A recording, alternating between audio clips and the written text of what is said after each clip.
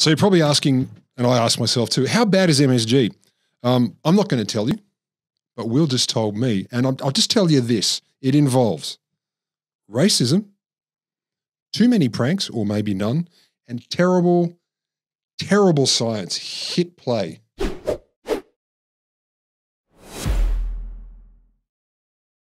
an interview published 8th of October 1972. Oh, I know the one. But you tell me in case it's different. I doubt it. Lorne Greene, the star of Bonanza. Battlestar Galactica. Bonanza.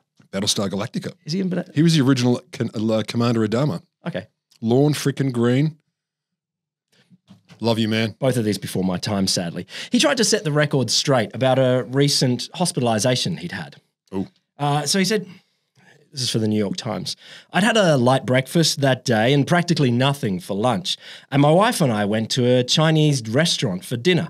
And the food was goddamn delicious. Yes. They wrote that in the New York Times, which is just great. Did they? In the 70s? Goddamn delicious. I'm surprised they weren't cancelled. Shrimp, beef, fried and sizzled. And like an idiot, I put some more soy sauce on the rice and that stuff is filled with monosodium glutamate. I kept talking and eating and talking and eating, and suddenly I felt my stomach saying, action stations, and I knew I was in for a siege of something.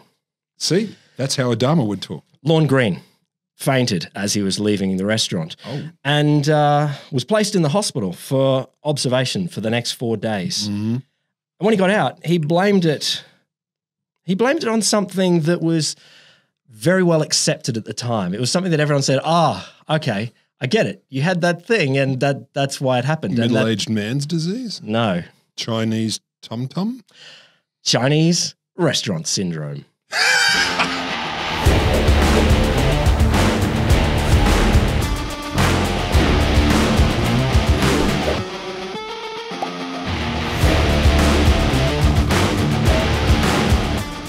Welcome to the Wholesome Show. The tasting of all the flavours from the whole of science. Well done, you. There you go. That was a little gross. You gave me a little gross one. Just a little one for you. Do you know what that means? Next time? What? Boom, the double down. But the Wholesome Show is me, Will Grant. And me, Roderick Griffin. I bloody love Chinese restaurants and never had a syndrome. Never had a syndrome? Lambert's. Yeah. No. Well, as you can guess. Because MSG doesn't hurt you.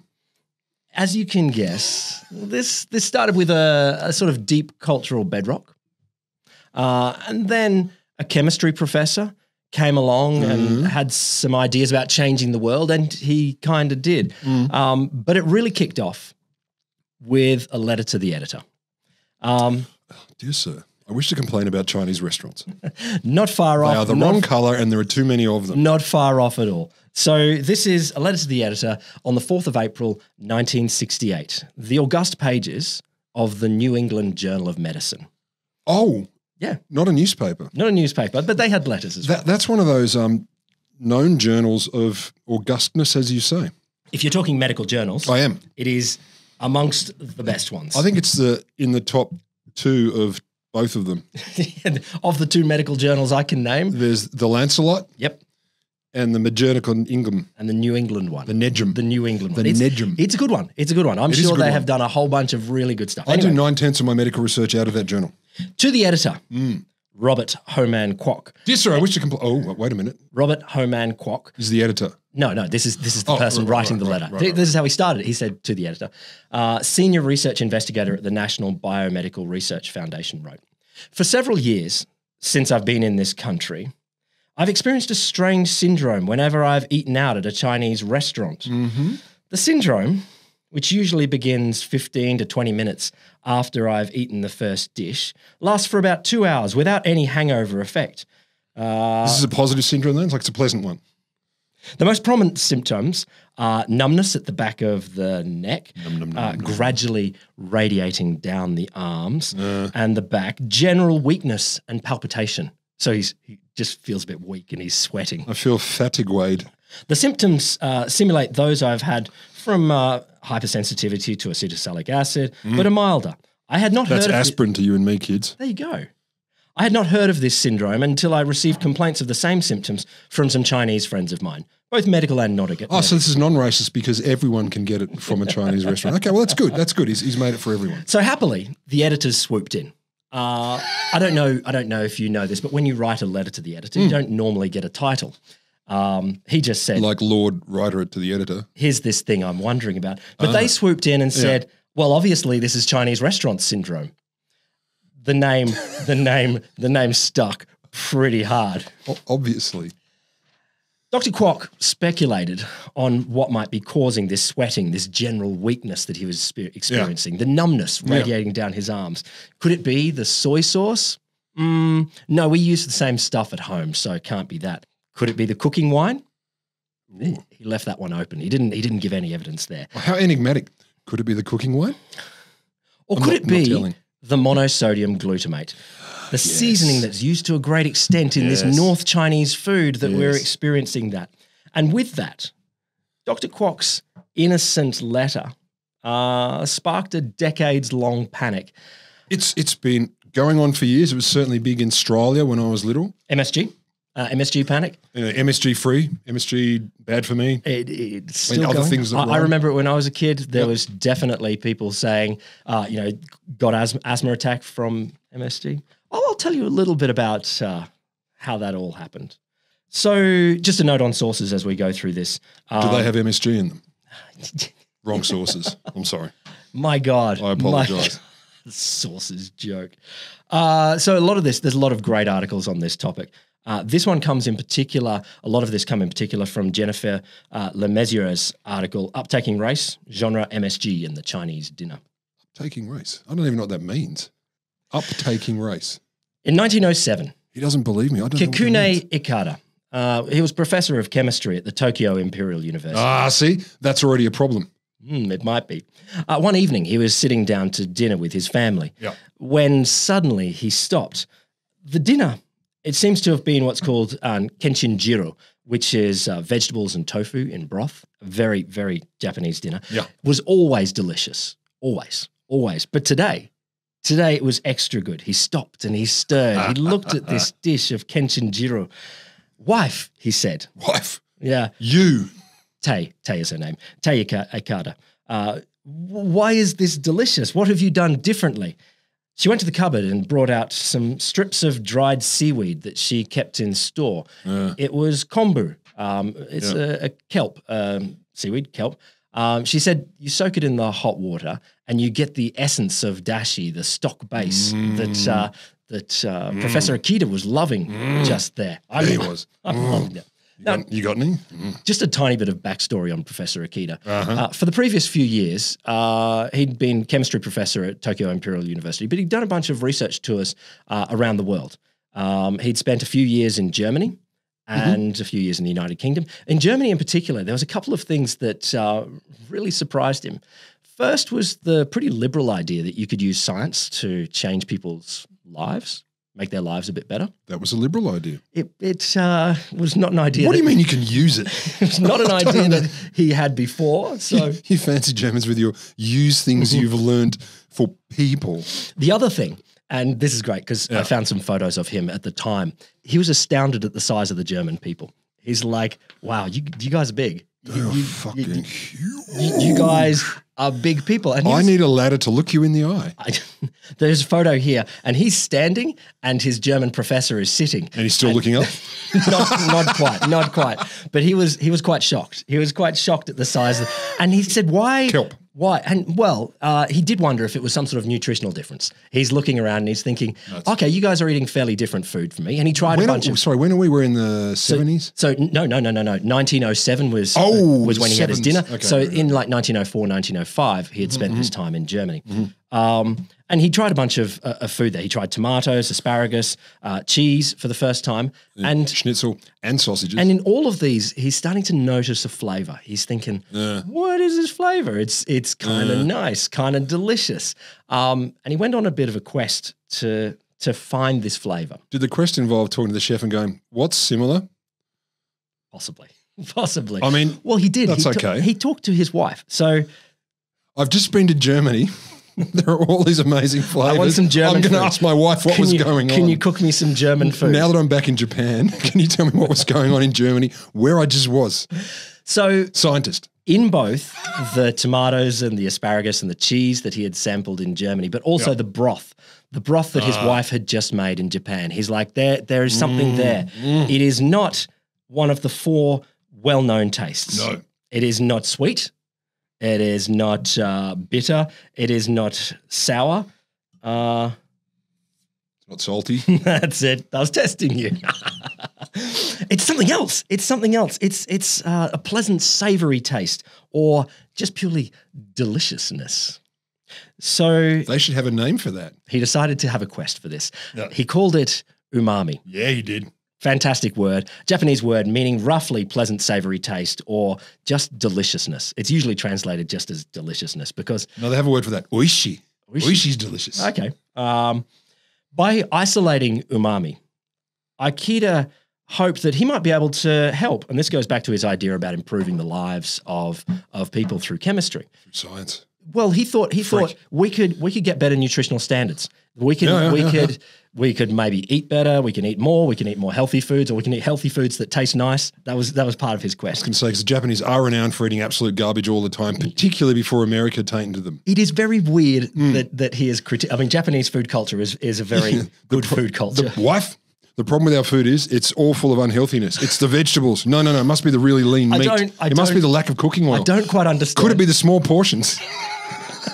Look, they were in a different world back then where No, it's the fresh seafood. often they wanted more. Like, I don't know. He wanted Japan's rural population to be healthier.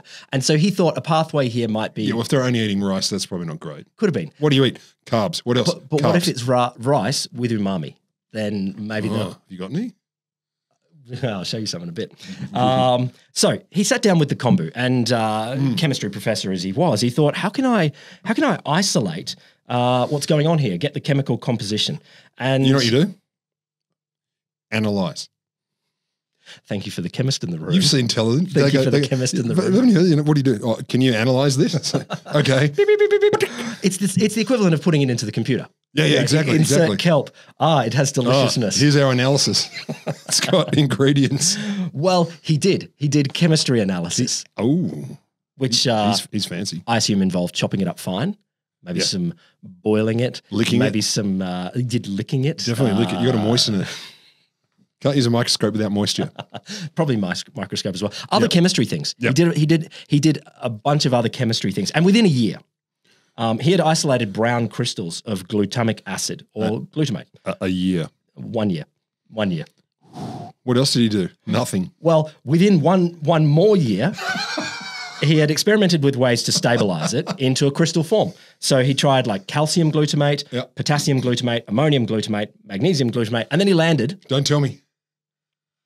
Ultrasodium glutamate, and he was so close. So close. He tried multisodium glutamate, then he tried duosodium glutamate.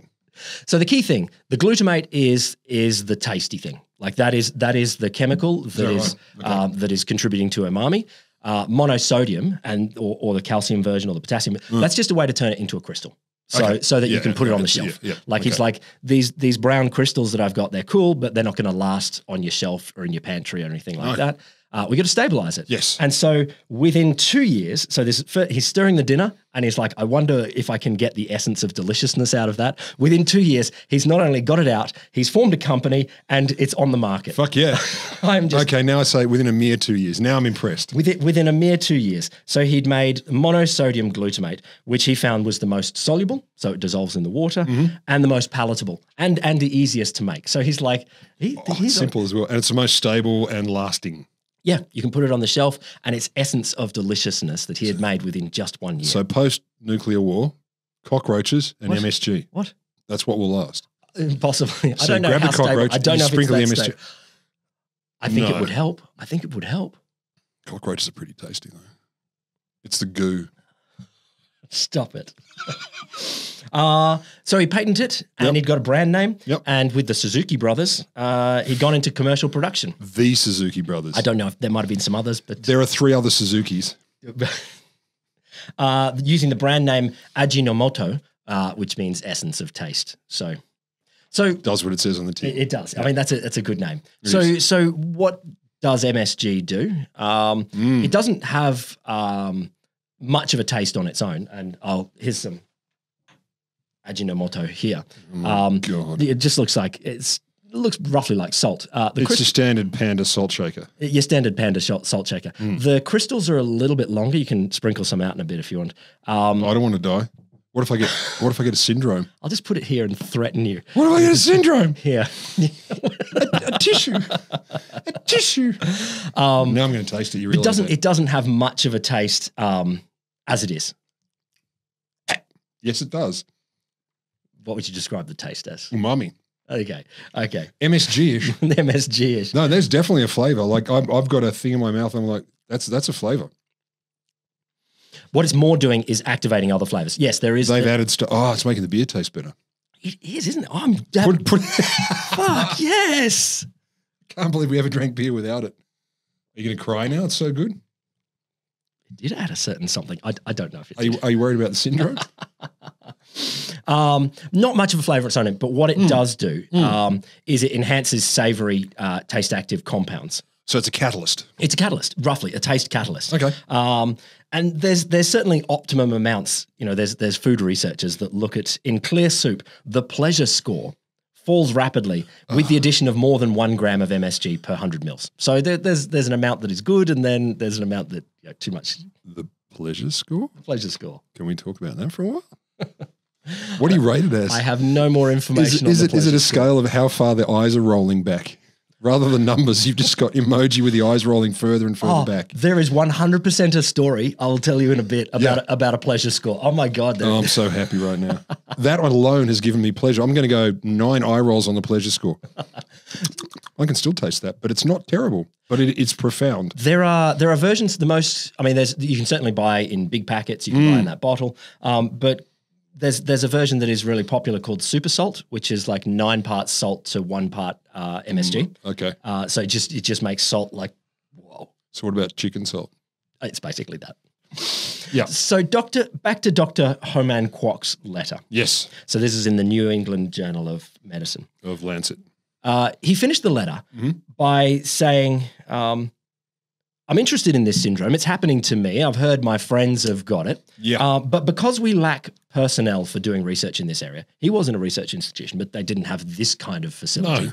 No. I wonder if my friends in the medical field might be interested in seeking more information about this peculiar syndrome. I shall, of course, be happy to cooperate. Syndrome's a big call. So what makes a syndrome? Is it how many people get it? Is it how long it lasts? Is it because there's clusters? Surely syndrome in this sense means thing I can't really name. Yeah. Thing. I mean, there's a thing. Do you know, it might be basically that. It's the use of a more complicated word to describe a cluster. The problem with thing is it's only 1 syllable, but syndrome. And so Jennifer Lemessier, she published this 2017. She read this original letter from Dr. Kwok and thought, I wonder if he got any replies in the New England Journal. What happened to Kwoky? Okay. Yeah. Did he get people responding? Did he get people helping out with the research? And he got some replies. Well, here's a couple. So first, William C. Porter, MD. Everyone in this journal signs it MD because that's what they are. Otherwise they won't listen to you. Who basically calls bullshit. He's like, the original author is certainly Dr. Ho Man Kwok. Oh, straight to it. Yeah, he's gone straight to it. So fuck you, non-white guy. I'm going to mess with your name. Sweet. That is medical expertise right there. Yes. So Robert Ho Man Kwok. Wait. And published in the New England Journal of Medicine. Yes. Not only is it terrible, yes, put that in because we need clickbait. So yes, certainly Dr. Ho Man Kwok. He demanded that the New England Journal reveal the original author of the imaginary Ho Man Kwok, as some of your less crocky readers would like to congratulate him along with yourselves as the perpetrators of such pertinent good humor. So he's saying basically it's bullshit. It's a made-up name. No one could possibly have this name and be a doctor. But hilarious. Well done, you punks. The kind of weird thing is, fuck me. The kind of weird thing is he wrote in to say, I got the joke.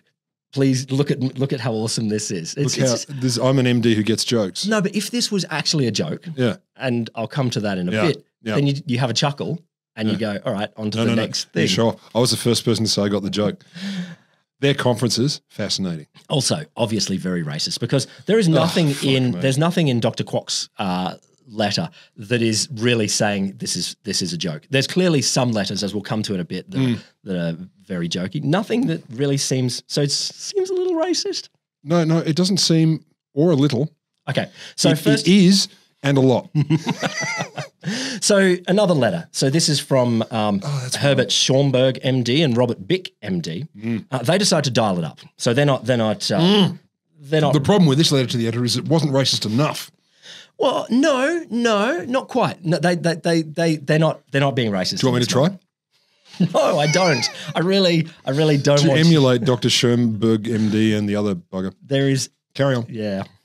To suppress the mounting hysteria and prevent the wholesale slaughter of Chinese restaurant owners, we feel impelled to present a preliminary communication on the etiology, psychopathology, and clinical pharmacology of the variously misnamed post-Sino-Chibal syndrome. So they've gone Chinese restaurant syndrome, and they've Latinized it because that's what you need to. This is what they're doing. They're sciencing it by adding in shitty big words. Wholesale slaughter of Chinese restaurateurs? They'll worry about that.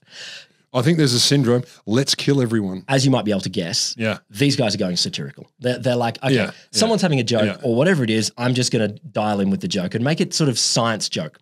They're the best. I know, right? Do you want to hear me? I'll tell it in Latin. You will shit yourself. You will shit yourself from the Latin. Do you know the only reason I learnt Latin in high school? Why? You're told to. No. I was given the choice between French, German, and Latin. I had to pick two. I didn't choose French because everyone told me I should. Wish I'd chosen French. I chose German because what the hell? Have a little bit of this. Sure, I'll give it a crack. And I chose Latin. That's not a little bit. We'll just pour 90 grams of it in there. You're going to get the syndrome. And I chose Latin because I thought it would help me understand Monty Python humor better. Oh, really? Oh, that's all it did for me. That is really dissolving. That's beautiful. Yeah, it's going off. Are we going to die live on air or live pre-recorded on air? This issue, Schomburg and Bick argued, has been known to experienced allergists and Chinese restaurant owners. They note that on three occasions, always hang out together. On 3 occasions, they themselves had experienced the tightening of my masseter and temporalis muscles, syncope, fainting, tachycardia, high heart rate, lacrimation, crying, periorbital fasciculation, numbness of the neck and hands, all while eating. Periorbital fasciculation. Yes, that one. That's eye swiveling. Yes. I've got the eye swivels.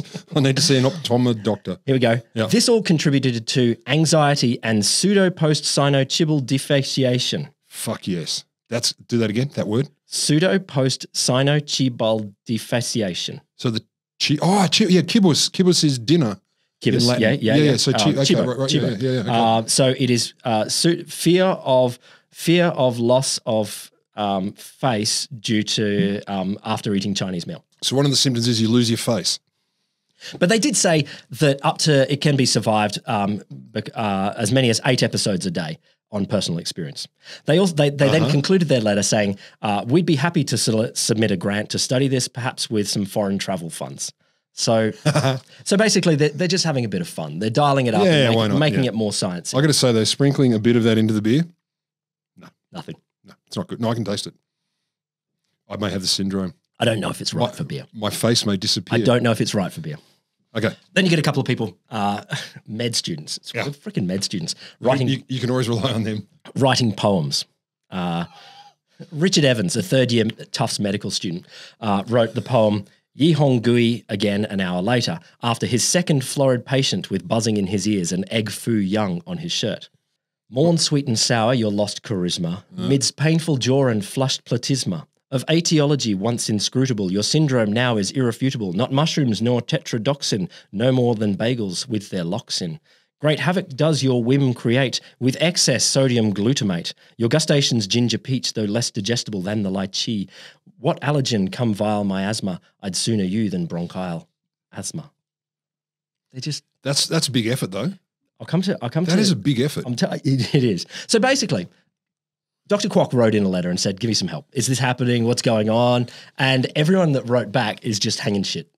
They're being racist and saying you're not real, ha ha ha. Or they're dialing it up just for fun and going, this is Look how much cleverer than you I am. Or They're making poems. I don't know why, because they're med students. No, that shows a lot of effort, and he knows words. Now, some people have said this fits directly in with the correspondence pages of the New England Journal. It was kind of a jokey place for doctors to make jokes to each other. So it's freaking fraternity. Well, you've talked before about musical maladies. You know, when people would say there's like violinist's elbow or cellist's legs. Nipple. Well, guitarist nipple. Sorry, guitarist nipple. Well, yeah. So they would often write in these sorts of things, like there was joggers nipples, which is a legitimate thing. Well, you ought to know. You've done a few marathons yourself without tapes over the tits. But I am a believer on tape on tit. Yeah, I know people who've done half marathons of both of the biological representations of humanity, and both sides say, "Oh my God, wrap those suckers up." Yeah, so there's a whole genre of these. Jogger's nipple, sports car palsy. That was from putting your feet up on the dashboard on a long drive too much. I don't know.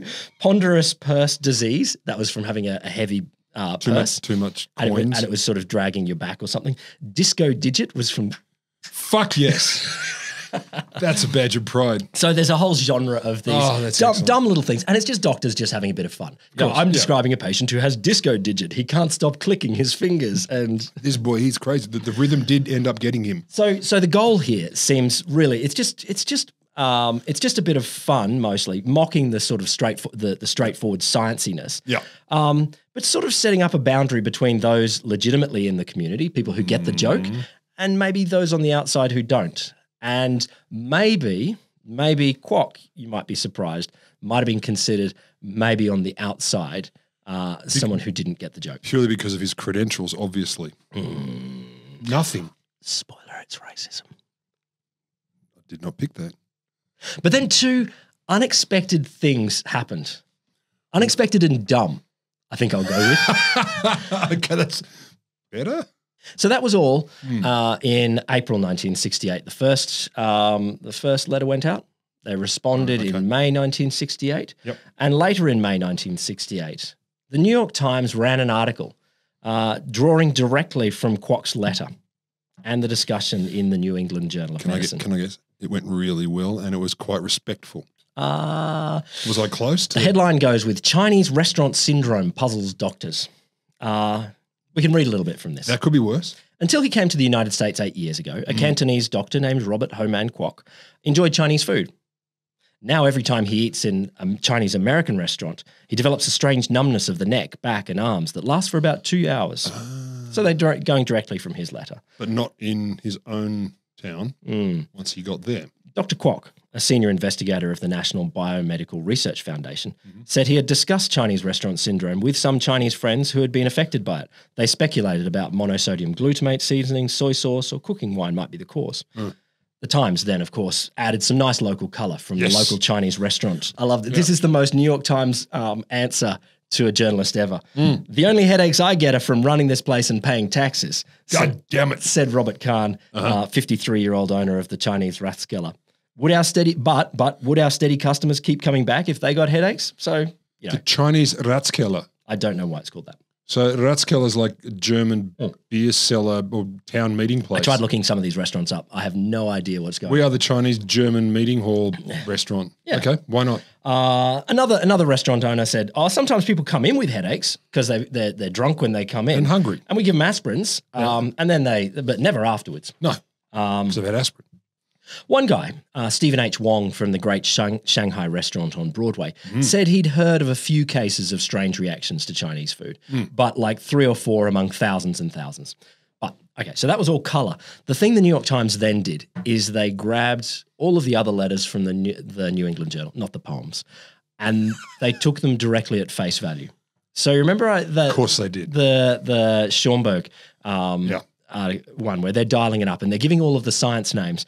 They're like, another letter writer, Dr. Herbert H. Schoenberg of the Bronx, said that 3 times he had experienced a tightness of the face and temple muscles, numbness, weeping, and even fainting after eating in my favourite Chinese restaurant. And then other newspapers, as Jennifer Lemessier has noted, followed suit. Of course it did. All over the place. They're like, the Times is reporting on it, so we'll report on it too. Isn't it good? That doesn't happen anymore. All of the doctor's jokes and inside terms are stripped and they're just taken at face value. It's science now. They're recontextualized as laboratory tested facts. Did people actually say that? Well, they're just inferring. They're inferring. So the headlines are things like Chinese food make you crazy. MSG is the number one suspect. Make you or makes you? Were they going racist again? No, it literally went with make you crazy. Fuck me. They did. They told the story. They told, and this is the pleasure test. They told the story of a business executive who orders shrimp with lobster sauce at his favorite Chinese restaurant. Yum. Eats it with gusto and chopsticks, and within 20 minutes gets dizzy, nauseous, feels the onset of blinding headache, and fears he may be having a heart attack.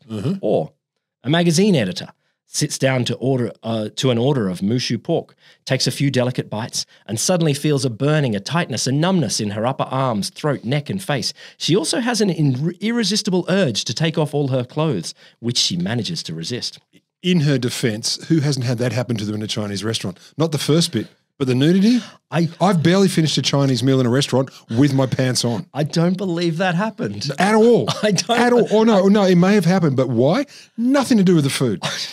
I just don't believe it. Because the earlier dude said they came in drunk, and that's true. Some of the drunkest restaurant experiences I've had, in Australia at least. Totally. Chinese restaurant. In a Chinese restaurant. Because they'll accept us. They're open late at night. Late. You know it's going to be delicious. You don't have to use a knife and fork because it's all cut up for you. So just like drunken idiot. I did not know that you were choosing your restaurant based on how lazy you can be about knife and fork. When drunk, are you a yes. 4-year-old? Like a drunk 4-year-old? You're like, quite frequently. Have you seen my handwriting? I'm not using a knife and fork anymore. Do you know how drunk I am? Do I have to? This is ridiculous. Dad gave me scotch. But it's true though. Like hands now. They're entirely accepting, like at least in my experience. They'll let drunken fuckwits in no matter what. I am with you. The food's easy. And you're like, it's got all the food groups, yum and yum. And the food is fun. And often there is someone that will go, just give me that one and I'm one of those and one of these and one of that one and get some vegetables and some other stuff. And 10 more extras. And then you go, oh, I didn't have to do any thinking. This is great. You said the food is fun. All Chinese restaurants, if they're a bit tacky, that should be the come to this Chinese restaurant. The food is fun. Well, no, it's true. Like, it is true. I don't know if you're allowed to say words like this about cuisines, but French food is not often fun. It's delicious though. It is. Japanese food can be fun, not always. Chinese food is often fun. Japanese food is often a little, not often, it can be a little difficult, but my God, it's delicious. So is Chinese food. Chinese restaurants, yum. Yay for you. So there's a slew of headlines. Yes. A slew. Relief may be in sight for those who suffer from Chinese cooking. I know. They're just going in. This is whatever it is or isn't, please pass the chop suey. 4 scientists find Chinese food fans can avoid suffering. So they're already at the point of how do I avoid suffering if I want to eat the Chinese? There's a way that somehow you can live through this. Kwok's queeze and Chinese chow numbs some, which it feels like it's racist, but Chinese chow numbs some. Do you know why? That's racist in the way that like the name Slarty Bartfast from Douglas Adams isn't quite swearing. It's close to, but not quite. It just edges along. That a is headline, genius racism. That is aside from the fact that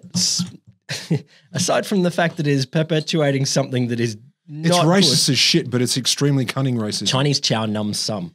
It's a well written headline for this. You know what it is? It's Wayne's World. I'd like some cream of some young guy. It's the same sort of thing. But then something also dumb and unexpected happens. Because, first of all, science had not taken Chinese restaurant syndrome seriously.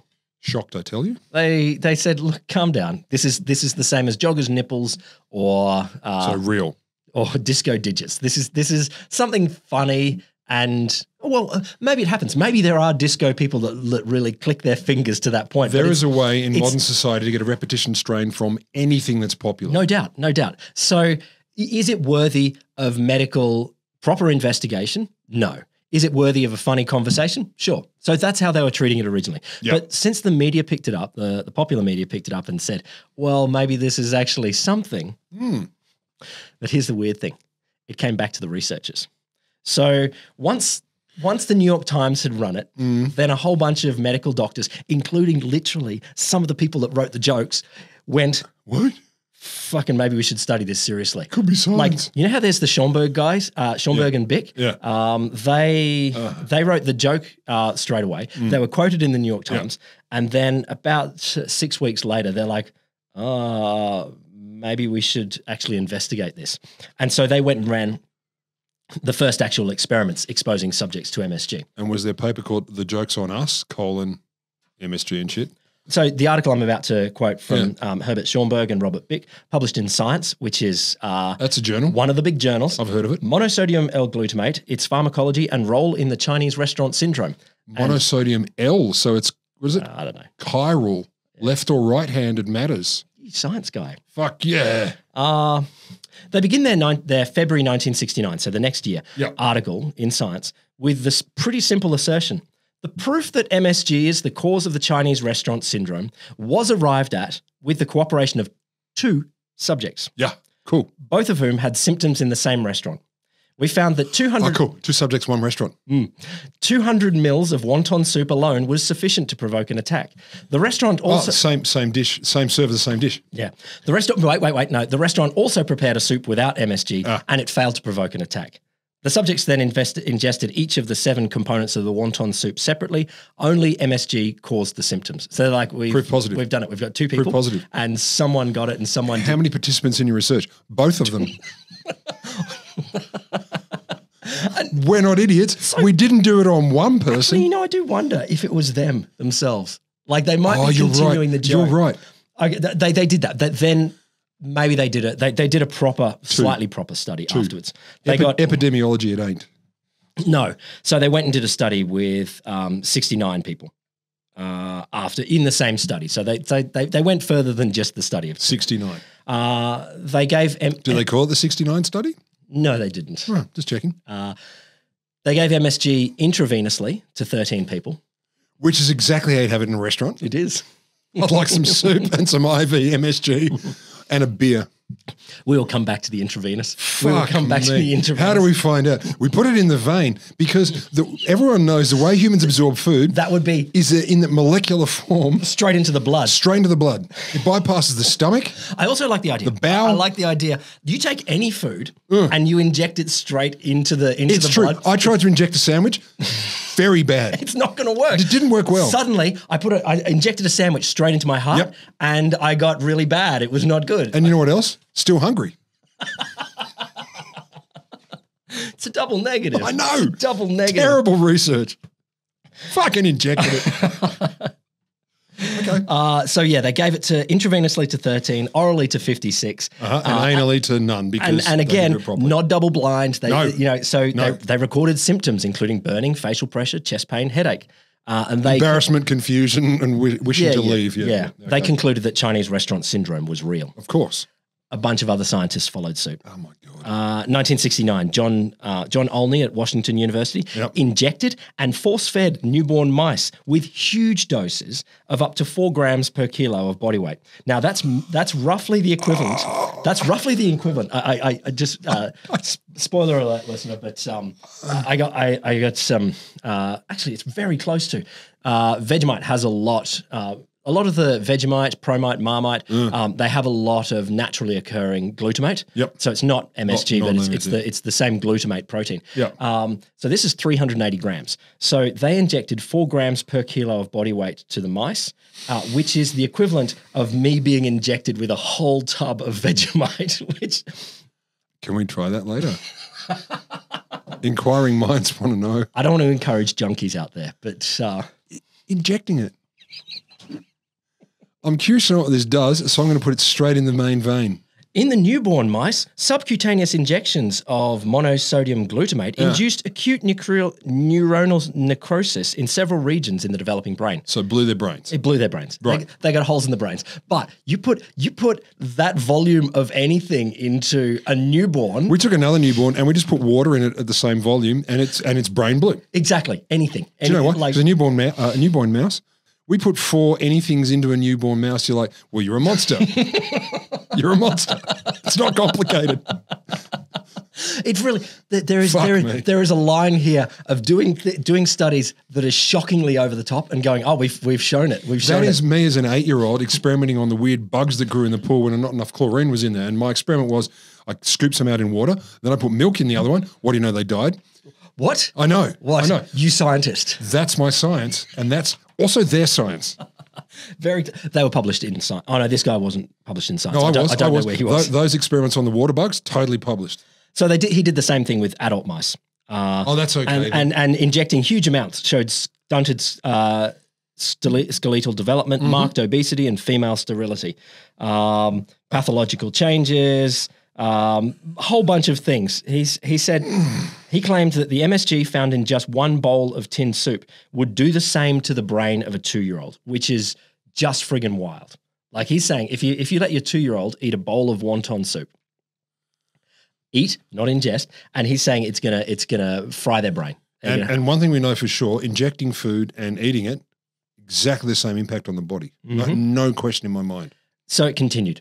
A whole bunch of scientists are injecting heaps of MSG into mice, into monkeys, and then alleging long-term effects. And I can summarize this science. If we poison the shit out of creatures at a crazy level, they respond as if they've been poisoned.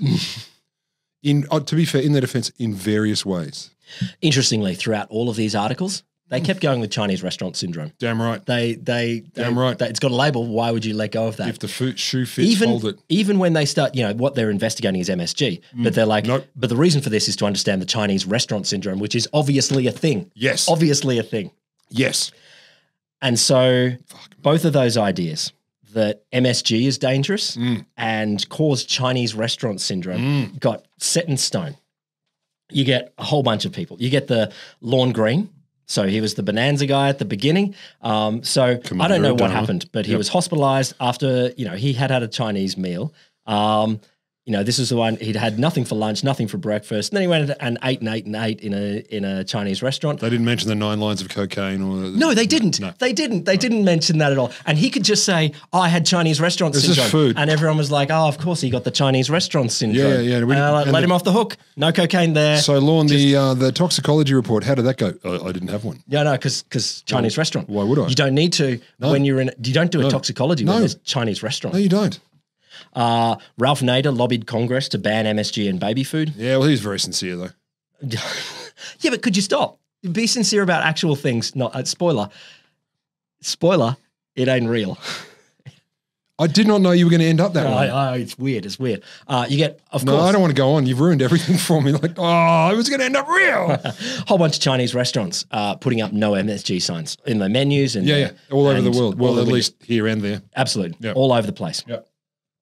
Something like 42% of people in America currently think MSG is bad for you, but I don't know if that is, I wouldn't be surprised if at least that here, there's people that you get health gurus, of course, diving into this, saying that MSG causes migraines or makes kids hyperactive or is the cause of autism. Yeah, and death.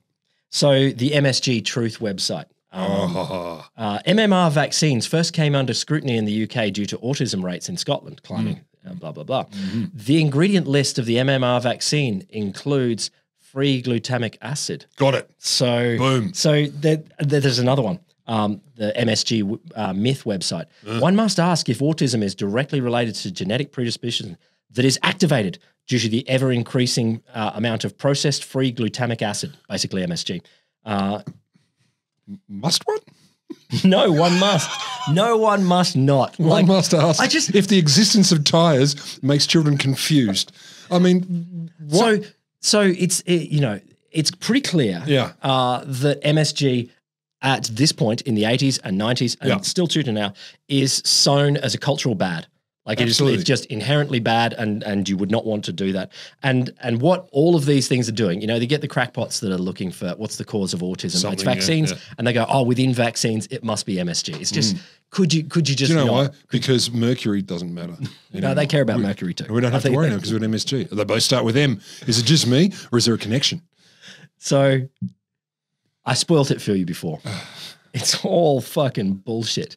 It's all bullshit. Like since the 1970s, a bunch of scientists, like literally, so the first studies were in 1969. From the 1970s, you get people saying, fucking do some good science and actually have a look at this. And a bunch is the formal collective noun for scientists, so that is very well used. And all of the better versions have found no evidence of harm in MSG. So in 1970, like this is not very long into the, people ate not injected, up to 147 grams of the stuff every day. Oh, for 6 weeks. Now, I've got a little jar here. That is I think this is a couple hundred. Oh, no, I don't know. That might be 100. See, that Vegemite's 380. So you would be eating probably 2 of those. There's a couple of hundred, I reckon. That's glass, though. It says 70 grams. There you go. The glass so you're 70 grams. Eating 2 of those per day, every day for 6 weeks without any adverse reactions. No, without any adverse reactions related to the mythical Chinese restaurant syndrome. Well, maybe they didn't eat it in a Chinese restaurant. No, but there may be other reactions. I got a feeling the way it tastes, and I can still taste it. I can too. It suggests it has strength. Mm. What that is, I don't know if they sat down with a teaspoon and shoveled like just eating. Before you sign the consent form, I just want to clarify a few details. Or they had a delicious soup that was very flavored. Like do you want us to inject this into you? No. What's the other option? Teaspoon by teaspoon. More recent studies using placebos, as you should bloody do here. The Spanish guitarist have shown no difference in effects on people eating food with or without MSG. Is that right? Yeah, no difference. In 1995, and so this is basically the global food and drug, so the US Food and Drug Administration, but most food and drug administrations around the world pretty much agree. They did a study they commissioned the Federation of American Societies of Experimental Biology to study the safety. Doesn't matter. Yep. An August group. Yep. It found that only a small number of people experienced any side effects, and it was only after consuming 6 times the normal serving on an empty stomach. Lorne Green was right. Well, empty stomach. Look, it seems there might be some tiny allergic type reactions, but nothing serious, and is literally a small component of the population if you eat huge amounts. Going out on a limb, someone's allergic to everything. Yeah. There is someone out there who's allergic to anything you can name, and it is tiny. Yeah. It is not the hyperbole that most of it. And one of the Schoenberg, the original guy, he said we don't think this stuff is harmful, but it definitely has a pharmacological effect if you take it intravenously. If I'm going to shoot something, it ain't MSG. No. Since the 90s, the FDA has given MSG what they call the generally recognized as safe designation. We've done some experiments. It's generally recognized as safe. That is their designation. Generally. I think they don't want to say safe. They just go. In terms of recognition, generally safe. Like, that's fair, because there's no such thing as safe. Basically the same as salt, pepper, or vinegar or something like that. Nicotine, heroin, In fact, there's a bunch of people. You remember Professor Akita? Yes, I do. He wanted to help people, and so there's a bunch of people looking at the health benefits of MSG. And there's people that are saying potential positives include increasing energy consumption from eating, nutrition intake balance for overweight individuals. There's others that say, this is pretty much Akita's version. It can promote healthy eating by making shitty greens taste better. So like if you don't like your kale, not untrue. If you don't like your kale, MSG might actually make it taste a bit better. And I bloody love kale, but doesn't it also? I don't know if I'm going to read. Doesn't it make it shinier? I don't know that. I thought part of the thing with MSG is it makes food look brighter. Like the greens look greener and stuff. I may be wrong. I didn't notice that anywhere in my research, but I didn't look for that. Make no mistake, I could be terribly wrong, but that was one of the impressions I have. I have another one, but we'll see if you come to it first. There's one suggestion. There's one study that looked at MSG in children's brains and in the 1970s, and the only takeaway was that it might improve reading ability. So we don't want that, because then they'll learn shit. A food scientist, Steve Witherley, said MSG is pretty darn safe. We had research at Davis when I was there. We drank tumblers of it at about 25 grams and nothing happened. So what caused Chinese... And the third arm in the middle of your chest, unrelated. No, nothing. What caused Chinese restaurant syndrome?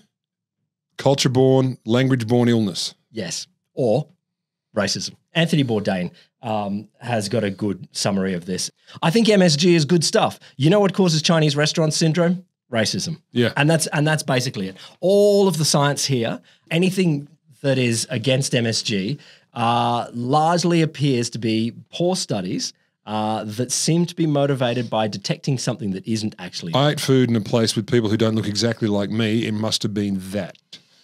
In 2021, activists launched a campaign called Redefine CRS, Chinese Restaurant Syndrome. 2021? Yeah.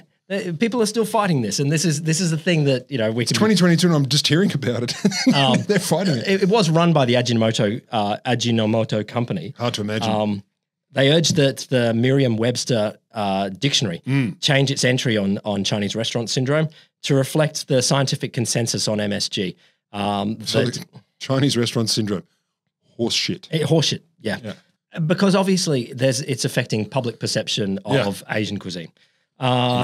No, not Asian, just Chinese, because I've never heard it associated with any other Asian restaurant or any other Asian cuine. I've only ever heard it related to Chinese food. But MSG is used all over the place, and it was used in America long before in non-Chinese cooking, long before it came into critique here in the Chinese restaurants. You got the American dude shoveling a hot dog into his face, which is made out of anything that isn't food.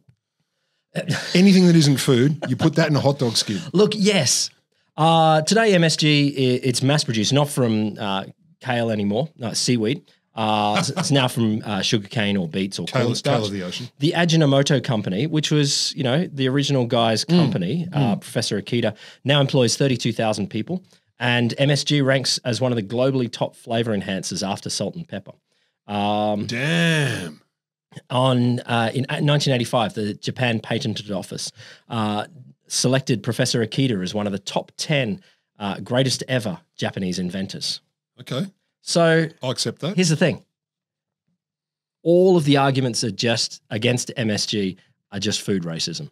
There is no definable harms from this product. It is probably actually healthy for you. You could guzzle a whole bunch of it. It is not likely to do any problems in the way that if you guzzle a whole bunch of anything else, it would do that kind of problem as well. There's nothing unique about it. Just salt. Yep. Don't inject it. Well, that's ruined my afternoon. I'll just read the list of the sources that are really useful here. So Jennifer Lemessier's Uptaking Race, genre MSG and Chinese dinner. Yep. Ian Mosby's That Wonton Soup Headache, really good stuff. Michael Blanding's article in the Colgate magazine, The Strange Case of Dr. Ho Man Kwok. I'll come to that in a second. Yeah.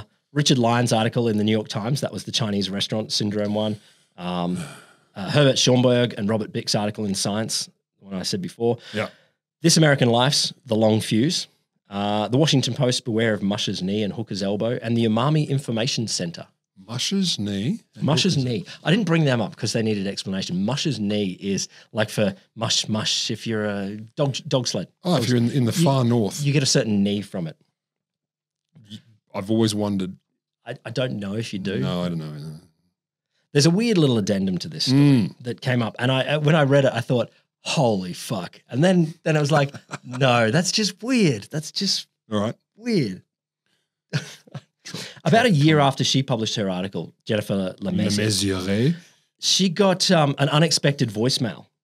The caller identified himself as Dr. Howard Steele, who was an old alumnus of the university she worked at. Howard Steele is a spy's name. It's a great name. I'm Howard Steele. He's an alumnus from the university, so he might have seen some sort of publication from the university saying, here's this interesting publication. Yeah.